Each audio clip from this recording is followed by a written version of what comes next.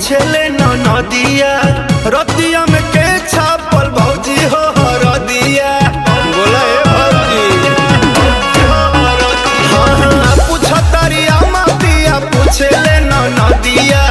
रतिया में के छापल भौजी हो रदिया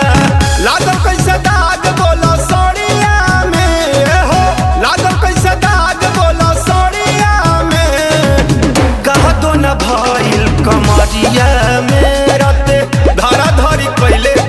हरिया में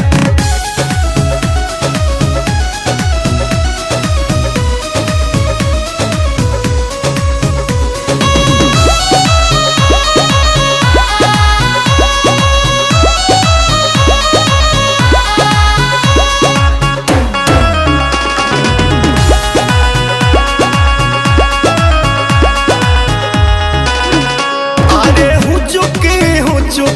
चलत बारू टूटल कैसे पायल हो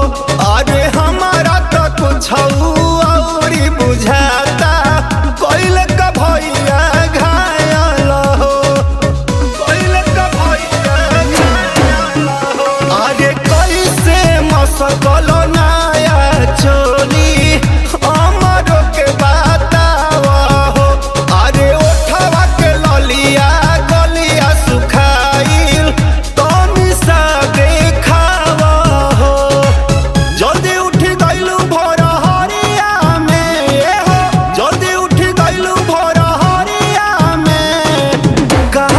भइल कमरिया में राते धरा धरी कैले गायन हरिया में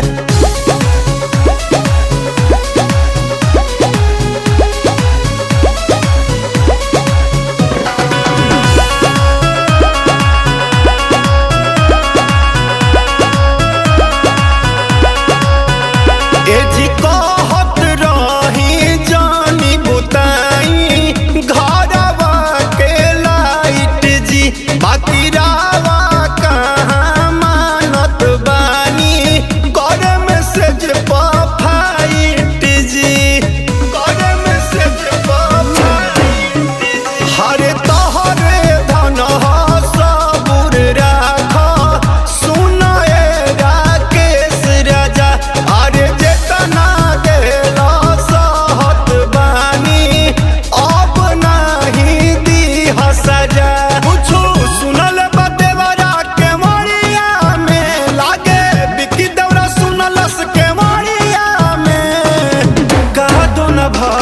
कमरिया में राते धरा धरी भइल बायन हरिया में रौरा जे न करा दे।